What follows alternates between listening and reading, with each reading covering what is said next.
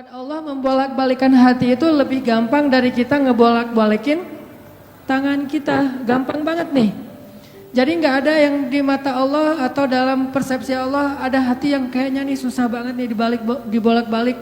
Jadi kamu mending nggak usah ke situ lagi deh. Saya juga kewalahan ngebolak-balik hati dia. Enggak, mudah. Terus kenapa ada yang dibiarkan, ada yang dibalikan hatinya? Karena ada yang pantas, ada yang tidak pantas. Jika kita sudah punya kepantasan, Allah akan balikan hati kita kepada kebaikan. Allahumma habbib ilainal iman wa zayyinhu fi qulubina wa karrih ilainal kufra wal fusuqa wal isyan waj'alna minar rasyidin. Hafal doa itu? Nanti cari di YouTube lah ya. Ya Allah, jadikan kami cinta kepada amal soleh dan jadikan rasa cinta itu indah di dalam hati kami. Jadikan kami benci kepada dosa dan jadikan kami termasuk orang-orang yang mendapat petunjuk. Allah bolak-balikan. Gitu juga dengan hati calon mertua. Gimana pun dia ngeblok, nggak boleh masuk lah, gerbangnya digembok segala macam. Cuma gerbang. Mau 1000 lapis gerbang, kalau hatinya dibalikin, hilang semuanya tuh. Gampang banget kan? Buktinya malam ini nih. Allah membolak-balikan hati kita yang tadinya punya macam-macam rencana pada malam minggu, akhirnya Allah balikan hatinya, udah ke Masjid Agung aja deh. Bukan karena saya, bukan karena pemuda hijrah, bukan karena teman-teman panitia, tapi karena Allah mengikat hati kita, mengarahkan hati kita untuk bisa datang ke masjid. Sehingga ribuan anak muda tiba-tiba memakmurkan dan meramaikan majelis ilmu. Kalau di ribuan orang aja bisa Allah bolak-balikan hatinya, apalagi cuma satu orang. Ya, ada berapa ribu sekarang? 15.000? Lebih nih Masjid Agung ini daya tampungnya berapa? 10.000 ya? Sampai keluar. Berarti sekitar 20.000. Ini benar-benar sesuai dengan yang dulu banget saya harapin 2 tahun yang lalu bisa ngalahin Tomorrowland. Minimal DWP lah ya. Bisa ngalahin DWP atau kalau bisa Tomorrowland. Saya pernah kemarin tuh acara taklim di Pekanbaru, An-Nur, yang datang sekitar 25.000 anak muda di depan masjid penuh. Malam yang sama ada acara juga di mall, tapi acaranya sepi, yang taklimnya rame. Masya Allah. Habis itu baru ke mall. Tetap aja sama-sama rame. Intinya teman-teman mudah buat Allah. Sama kayak Allah membolak-balikan hati Nabi Muhammad, mertuanya Ali bin Abi Thalib. Padahal udah yang datang itu kurang keren apa coba? Abu Bakar. Secara fisik terkenal Abu Bakar itu orangnya putih, nggak terlalu gemuk, jadi badannya tuh bagus. Terus orangnya dermawan, akhlaknya paling mulia dan nggak pernah syirik sejak zaman jahiliyah. Di antara sahabat Nabi yang gak pernah melakukan dosa syirik sejak zaman jahiliyah, Ali dan Abu Bakar. Malah Abu Bakar tuh waktu kecil pernah diajak sama ayahnya untuk nyembah patung. Begitu ayahnya selesai ibadah nyembah patung pergi, itu patung diludahin sama Abu Bakar. Dilemparin kotoran sama Abu Bakar. Apa sih lo patung doang masa disembahin? Kalau lo bisa balas gua, coba lo balas, dilemparin. Ternyata gak balas. Dari kecil juga Abu Bakar itu udah gak pernah syirik. Orang yang sangat terjaga, hanif. Dan julukannya juga sama dengan julukan Nabi Ibrahim, Siddiq. Wadhkur fil kitab Ibrahim innahu kana siddiqan nabiyya. Ibrahim Siddiq, Abu Bakar Siddiq, sama nih. Bahkan Nabi sering membandingkan Abu Bakar sama Ibrahim. Engkau wahai Abu Bakar seperti Ibrahim. Engkau wahai Umar seperti Musa. Ya iyalah Umar ya. Musa kan gak sengaja Noel orang langsung meninggal kan ya. Ngelihat Bani Israel agak ramai gitu, lagi mau gelut sama orang Kipti. Karena Musa kasihan kepada Bani Israel yang lemah, akhirnya dia cuma ditakol dikit lah si orang Kipti ini teh. Cuma apaan sih lo? Meninggal. Belum diginiin, baru gini doang coba. Jadi kalau dulu ada ultimate fight, kayaknya Musa tuh juara bertahan tuh. Nah kalau di zaman Nabi orang kayak Musa, Umar, jawara Quraisy. Kalau ada yang macam-macam sama Umar, lo berani sama gua. Nih lo lihat nih. Nggak ada yang berani sama Umar. Kalau lo pengen istri lo jadi janda, anak lo jadi yatim, lo tunggu gua di belakang gedung itu. Gedung, bukit. Nggak ada gedung dulu teh. Nggak ada yang berani nungguin Umar. Lancar aja tuh hijrahnya. Artinya Abu Bakar tuh sering dibandingkan kayak Ibrahim. Terus dengan Nabi akrab banget tuh Abu Bakar. Jadi kayak soulmate-an berdua tuh. Belum dapat risalah Islam juga, Nabi itu kalau jalan sama Abu Bakar, jalan yuk kemana? Ngopi, kalau bahasa kita teh. Ngopi sama Abu Bakar berdua. Dari zaman sebelum Islam juga Nabi itu dalam tanda petik udah sering ngopinya sama Abu Bakar. Coba, enak gak nolak teman ngopi kita? Agak susah kan, dia ngajak kemana, gak enak kan nolaknya, ya udah gue datang gitu. Ali ngerasa, wah nih yang datang nih saingan berat nih.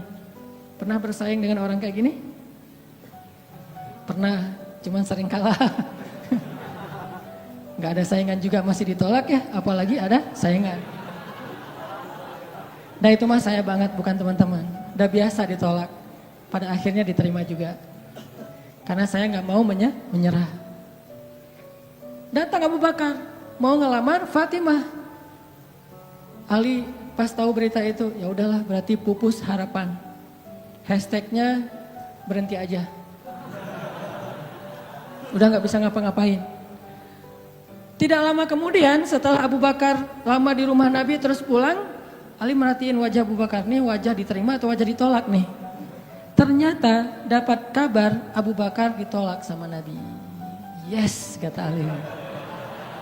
Abu Bakar ditolak sama Nabi. Cuman sisi lain, Ali makin gak pede. Kalau Abu Bakar aja ditolak, siapa saya? Bahkan lebih ditolak lagi. Jangan-jangan belum sampai di pintu juga, udah Ali pulang aja deh.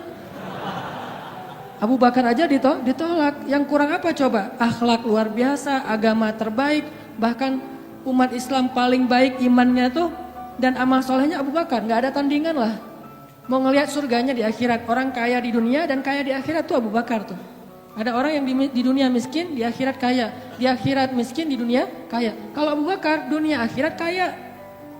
Surganya Abu Bakar tuh dikelilingin sama Jibril. Jadi Jibril lagi pengen ngukur surganya Abu Bakar. Terbang setahun. Udah setahun terbang, itu baru di pinggirnya surga Abu Bakar. Belum sampai ke tengah. Padahal Jibril itu kecepatannya lebih tinggi daripada kecepatan cahaya.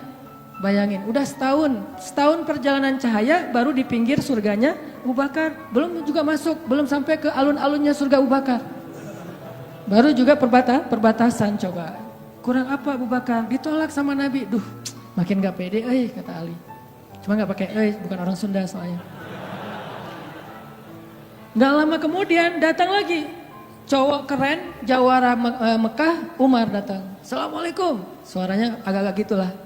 Walaupun susah nirunya, cempreng soalnya. Assalamualaikum, waalaikumsalam, kata Nabi datang. Pas diintip sama Ali, tanya-tanya ke teman-temannya, ada berita apa nih, trending topik.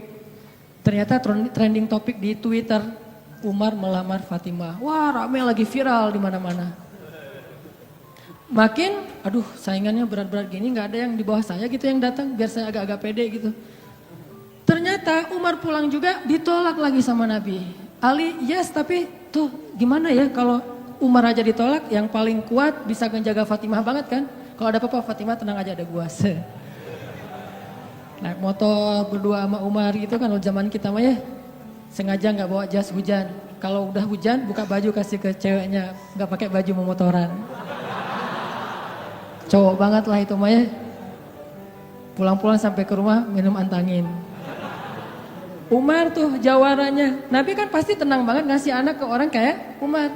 Keluar dia singa, di dalam dia kucing Anggora. Maksudnya apa? Dia tuh gak pernah kasar sama istrinya, walaupun dia keras kepada musuhnya. Kalau dimarahin istrinya, diem aja. Udah selesai dimarahin, udah.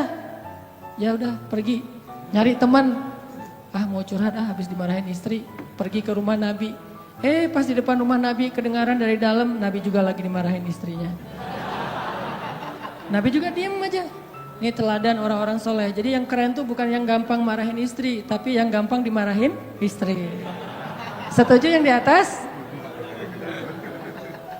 Cowok keren itu bukan yang gampang marahin istri, tapi yang gampang dimarahin istri. Ya mah, Di dalam rumah tuh ya mah, di luar apa lo? Tuh cowok keren tuh. Pas Nabi keluar, ada Umar. Ya Rasulullah, Umar nggak mau ngebahas, nggak mau komen lah, daripada komentar di blog kan, diam aja deh. Gitu. Udah selesai jalan sama Umar. Umar nanya, ya Rasul saya tadi habis dimarahin istri. Mau ngajak Rasul ngopi, curhat, Nabi juga lagi dimarahin. Kata Nabi, bagaimanapun dialah yang mengurus rumah. Dia yang mengurus aku, keluargaku. Nabi nyebutin kebaikan-kebaikan istri. Nggak mau nyebutin, dasar emang perempuan emang kayak gitu ya. Saya tuh Nabi loh, masa Nabi dimarahin? Kamu paham gak sih perasaan aku? Gitu. Nggak, Nabi nggak ngomong kayak gitu. Nabi cuma membicarakan kebaikan istrinya. Umar yang datang ditolak. Akhirnya Ali udahlah, mau kayak gini mah kayaknya udah nggak mungkin deh. Abu Bakar ditolak, Umar ditolak, berarti ada standar di atas mereka berdua. Yang kaya raya ditolak, yang paling eksis berpengaruh, jawara ditolak. Nah saya nggak punya dua-duanya. Masih kecil soalnya, nanti kalau dia udah dewasa, Ali emang jawara juga tuh. Malah gladiatornya Nabi kan. Ketika orang nggak berani menantang seorang musuh, Ali yang berani. Saya Rasulullah, Ali itu. Akhirnya Ali diam-diam aja, udah nggak mau ngebahas lagi tentang Fatimah. Udah aja tutup bab tentang Fatimah. Sekarang yang lain aja deh. Tapi teman-temannya ngegojlokin terus. Ali. Kalau bahasa kita jomblo gitu. Dibully terus. Ustadz posting bully. Teman ngomong gak bully. Pokoknya bully nasional aja. Karena dibully-bully terus. Akhirnya Ali memberanikan diri. Ya udah datang deh. Bertamu. Pokoknya malam ini diterima, ditolak. Walaupun kemungkinan besar ditolak. Saya harus datang dulu nih sama Nabi. Beraniin diri. Gak usah majang mikir. Datang. Assalamualaikum, waalaikumsalam. Ali masuk. Nabi kan senang banget sama Ali ya. Kesayangan Nabi banget lah pokoknya Ali itu. Duduk, ada apa Ali? Enggak, cuma pengen silaturahim. Enggak ngomong apa-apa coba. Cuma pengen silaturahim. Nabi sehat, mau diambil air hangat. Oh pokoknya gitu-gitu aja. Ali ada apa? Enggak ada apa-apa ya Rasulullah. Cuma kangen aja pengen duduk sama Nabi. Kayak gitu aja terus. Lama-lama Nabi kan paham. Dan Allah yang kasih wahyu. Ali, kamu gimana sama Fatimah? Langsung Fatimah. Kebayang gak sih perasaan kita tuh sama orang yang kita kayak udah ngeklik banget, udah habis-habisan, pokoknya kalau gak dia saya mending gak usah nikah deh, gitu ya. Kalau gak dia mending saya jomblo aja seumur hidup. Kalau gak dia mending saya bunuh diri aja. Udah gitu bunuh dirinya gak mati lagi kesangkut di tiang listrik. Ali itu udah hatinya tuh udah kena banget sama Fatimah dan itu karena Allah yang mengikat hati mereka berdua. Pas Nabi bilang gitu, Ali langsung curhat. Ya Rasul, ya saya pengen, tapi saya nggak punya apa-apa. Kata Rasul, kamu punya apa? Saya di rumah tuh cuma punya 3 barang, 1 pedang, 1 onta, 1 baju besi. Nggak punya emas, nggak punya apapun. Kata Nabi, kalau pedang kamu butuh untuk berperang. Onta kamu butuh untuk mengangkut air. Ya udah deh baju besi aja. Bawa ke sini baju besinya untuk jadi mahar buat Fatimah. Beneran Rasul baju besi? Itu bajunya besi loh Rasulullah, bukan yang tangan kayak gitu apa cincin. Gak apa-apa kata Rasulullah. Keluar Ali, Allahu Akbar, Allahu Akbar. Orang-orang pada heboh. Langsung muncul lagi trending topik hashtag Ali diterima. Coba kata Nabi, wahai Ali, bergembiralah, berbahagialah. Sesungguhnya sebelum aku menerima kamu, Allah sudah menikahkan kamu dengan Fatimah di langit. Ini orang yang dibela sama Allah. Apa rahasianya? Oke, cerita kedua. Orang yang dibela sama Allah namanya Hafsah. Siapa Hafsah? Anaknya Umar. Hafsah itu artinya singa betina. Jadi bapaknya singa jantan, anaknya singa betina, sama-sama luar biasa nih. Hafsah istri Nabi, salah satu di antara istri Nabi yang solehah. Suatu hari nggak tahu gimana ceritanya, ada masalah antara Nabi dengan Hafsah. Ini nggak dibahas di dalam teks hadis apa masalahnya dan kita nggak usah kepo ya. Pokoknya ada masalah aja antara Nabi dengan Hafsah, sehingga Nabi terpaksa menceraikan Hafsah. Diceraikan Hafsah secara baik-baik, lalu Hafsah disuruh diantar kembali ke rumah orang tuanya kepada Umar bin Khattab. Baru aja Nabi pulang, Allah mengutus Jibril. Jibril datangin Muhammad. Jibril turun mengatakan, ya Rasulullah, wahai Nabi Muhammad, rujuklah Hafsah. Sesungguhnya Hafsah adalah istrimu di dunia, dan istrimu di surga. Coba bayangin. Nabi nih yang menceraikan Hafsah, tapi Allah dan Jibril ngebelain Hafsah. Berarti Allah ngebelain banget nih cewek. Cewek gimana sih kok dibelain banget sama Allah? Begitu suaminya emosi, tiba-tiba nggak sengaja ngomongin, ya udah kita jalan sendiri-sendiri aja. Allah yang ngasih pertolongan, Allah yang ngebelain si cewek ini. Sehingga Allah mengutus Jibril, langsung turun Jibril buru-buru kepada Nabi Muhammad sebelum masa iddah Hafsah selesai. Lalu Jibril mengatakan, rujuklah Hafsah, sesungguhnya dia istrimu di dunia dan istrimu di surga. Akhirnya Nabi pun merujuk Hafsah. Apakah Hafsah marah-marah kepada Nabi Muhammad? Enggak. Apakah Hafsah mengutus Umar? Kan ayah tuh jawara, udah datengin dong Rasulullah tuh mencarain saya enak aja. Enggak mengandalkan makhluk sama sekali. Hafsah cuma gini, ya Allah, saya yang salah bukan Rasulullah. Tapi saya tidak bisa hidup tanpa Rasulullah. Dia adalah cinta sejati saya. Allah langsung, ya benar Hafsah, udah gua turunin sih. Jibril turun. Jibril turun nih coba. Ya Rasulullah, rujuk Hafsah, dirujuk. Apa rahasia orang cewek sekeren Hafsah sampai dibelain dari langit ketika dia bercerai sama suaminya? Kisah yang ketiga, cewek juga dibelain sama Allah sampai turun ayat. Kalau tadi dua cerita tidak turun ayat, cuman ilham atau wahyu dalam bentuk isyarat. Kalau sekarang sampai turun ayat loh. Yang ada di dalam surat Curhat. Teman-teman tahu surat Curhat? Surat Al-Mujadalah. Kan terjemahan dari Mujadalah curhat kan ya? Jadi kalau kita pengen lihat curhat itu juga ada di dalam Al-Quran. Bahkan jadi nama surat Curhat. Al-Mujadalah atau Al-Mujadilah.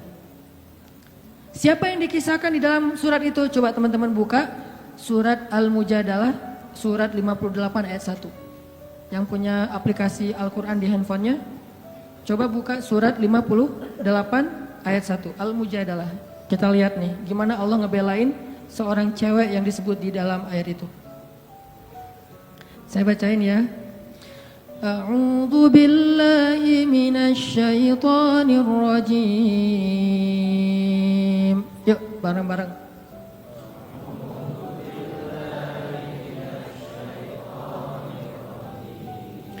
Bismillahirrahmanirrahim.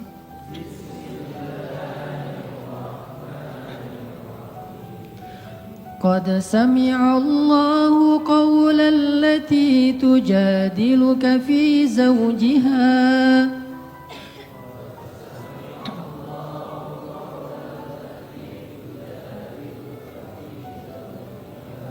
وتشتكي إلى الله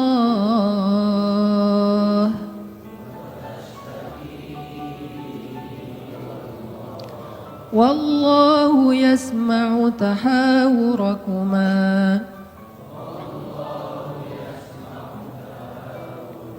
إن الله سميع بصير.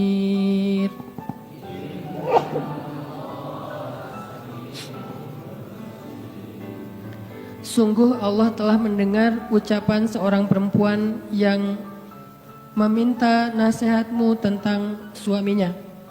Dan dia curhat kepada Allah.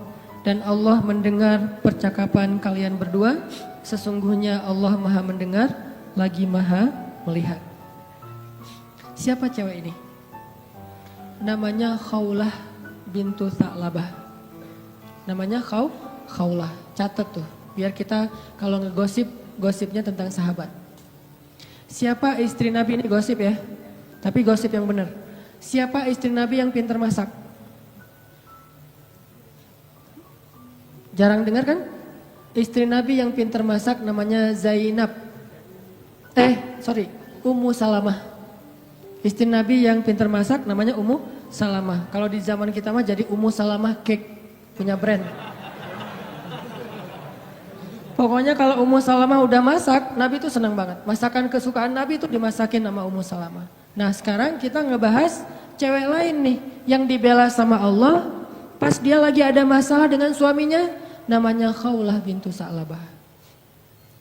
Apa yang terjadi? Khawlah tuh diuji dengan punya suami pemarah. Orangnya tuh gampang bete, gampang marah-marah. Pokoknya kalau udah jalan sama suaminya, di jalan dia marah-marah aja. Sama supir angkot marah, sama motor marah, marah aja kerjaannya. Dasar nih orang gak bisa nyetir, dasar nih angkot, dasar. Kerjaannya marah-marah. Dan kalau istrinya salah dikit, dimarahin sama suaminya. Sampai suatu saat, saking suaminya ini udah marah dan emosi banget, suaminya pun menzihar khaulah. Apa menzihar? Menzihar itu menyebutkan istri seolah-olah jadi ibu sehingga dia menjadi haram buat suaminya, kayak ditalak 3 gitu. Kamu buat saya seperti ibu saya, berarti udah nggak bisa lagi jadi suami istri, udah jadi kayak ayah ibu dan anak. Itu tradisi Arab jahiliyah. Nah gara-gara dia dizihar sama suaminya, dia kan bingung. Terus kalau saya udah digituin, apakah saya masih boleh serumah sama suami saya? Masih boleh tidur bareng dengan suami saya? Kan bingung nih. Minta nasihat dan fatwa kepada kiainya. Waktu itu adalah Rasulullah SAW. Datang nih khaulah ke Nabi dalam wajah yang sedih. Baru dizihar, ditalak 3 sama suaminya, dia datang, ya Rasulullah. Apa hukum seorang suami yang mengatakan kepada istrinya, engkau bagiku seperti punggung ibuku. Artinya udah gak halal lagi. Nabi mengatakan, kalau gitu engkau wahai khaulah sudah cerai dengan suamimu. Udah gak bisa lagi bareng, bersabar wahai khaulah. Akhirnya khaulah pun pulang dalam keadaan sedih, dia curhat kepada Allah, ya Allah, memang suami saya itu banyak salahnya, memang suami saya itu pemarah, tetapi dialah cinta pertama saya. Coba, ketulusan cinta cewek. Dialah cinta pertama saya, dan dia gimana bisa hidup, siapa yang akan ngerawat dia kalau dia menceraikan saya? Selama ini yang ngerawat dia cuma saya. Ya Allah, bagaimana ini? Wa tashtaki ilallah. Minta nasihat kepada manusia, tapi curhat kepada Allah. Itu ayatnya tuh. Tujadi luka wa tashtaki ilallah. Dia minta fatwanya kepada kamu Muhammad, tapi curhatnya kepada Allah. Jangan terlalu sering curhat kepada manusia. Bahaya. Apalagi dua-duanya masih jomblo. Kita curhat ke teman kita, gue lagi kecengin cewek nih. Kayaknya soleha banget, hafal juz 30. Oh gitu? Ya. Anak mana? Ya sekampus sama kita, namanya si Fulan dan seterusnya, disebutin identitasnya, CV-nya udah lengkap. Ternyata dia duluan yang maju.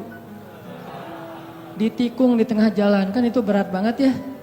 Gara-gara apa? Kok dia tahu tentang cewek itu? Gara-gara curhat kita. Allah tidak pernah menikung hambanya. Hamba sesama hamba saling menikung. Muncullah adegan nanti datang di acara wedding mantan. Udah gitu nyanyi kayak gitu yang baper-baperan gitu ya. Nangis berjamaah. Ini karena sering curhat kepada manusia. Manusia juga kadang-kadang nyebelin. Kita curhatnya sedikit, baru opening, dia udah balas curhat lebih banyak lagi. Gua habis diputusin, caranya nggak enak lagi tuh. Gimana nggak enak? Dia cuma ngomong gini, kita jadi adik kakak aja ya. Kan berat banget buat gua. Oh gitu, lu masih mending, gua lebih parah dari itu. Cerita dia tuh, akhirnya dia yang curhat sama kita. Itu ke manusia. Kalau ke Allah nggak gitu. Allah Maha Sami'un, Maha mendengar. Arti Sami'un itu nggak pernah lelah mendengar. Itu arti Sami. Nggak pernah lelah mendengar. Kita curhat semalam suntuk juga, Allah tetap sayang sama kita. Udah ya, kelamaan curhat kamu, yang lain hamba-hambaku masih banyak tuh. Nggak ada kayak gitu. Makin kita lama curhat sama Allah, makin Allah sayang sama kita. Makin kita lama curhat kepada manusia, makin dia sebel sama kita. Bayangin kita telepon teman kita, baru juga 10 menit, maaf ya udah lowbat, maaf ya gue harus ngangkat jemuran, maaf ya dan seterusnya. Manusia, tapi Allah Sami'un, Maha mendengar. Arti Maha mendengar ini, Allah tuh gak pernah bosan ngedengerin curhat hambanya. Jadi bukan hanya diambil dari angle Allah Maha mendengar segala ucapan kita, bukan cuma itu angle-nya. Ambil angle-angle yang motivasi. Ternyata Allah itu gak pernah bosan, gak pernah capek ngedengerin curhat kita. Jadi kalau kita pengen curhat yang panjang, yang gak akan pernah dicuekin. Kadang-kadang kita curhat lewat telepon ke teman kita, di loudspeaker dia ngapain gitu ya. Kok gak ada suara dia, kok diam-diam aja. Kamu dengar kan? Dari jauh dia langsung lari, iya dengar, terus pergi lagi. Kita ngomong sendiri, teleponnya ditaruh di atas bantal, dia pergi. Itu manusia, Allah enggak. Wa idza sa'alaka ibadi anni fa inni qarib. Kalau kita tanya ke Allah pengen curhat, Allah bukan menjauh. Apa-apa, sini, dekat. Allah malah mendekat kepada kita. Apa? Wahai hambaku ada apa? Kalau teman kita menjauh, kalau Allah mendekat coba. Sami'un qaribun. Orangnya tuh qarib, kalau bahasa kita karib, akrab orangnya. Bukan orangnya, zatnya. Allah itu zatnya akrab, asik gitu. Nggak bakalan nyebelin. Allah gitu banget sih, saya udah capek-capek curhat semalaman ternyata nggak didengar, nggak. Sami'un.